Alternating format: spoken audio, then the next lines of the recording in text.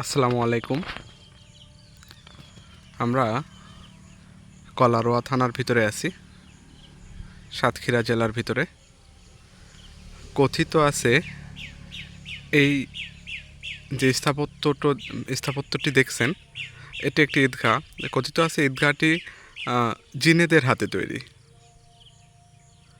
আসলে কতটুকু সত্য কতটুকু মিথ্যা জানি না। মানুষের বিশ্বাস এই স্থাপত্যটি জিনেরা তৈরি করেছেন, ঈদগাহ হিসাবে এটা ব্যবহার হতো। এর আদলেই সামনে যে স্থাপত্যটি দেখছেন, এটি নতুন করে ঈদগাহ তৈরি করা হয়েছে। এটি অনেক পুরাতন। ধন্যবাদ। আসসালামু আলাইকুম।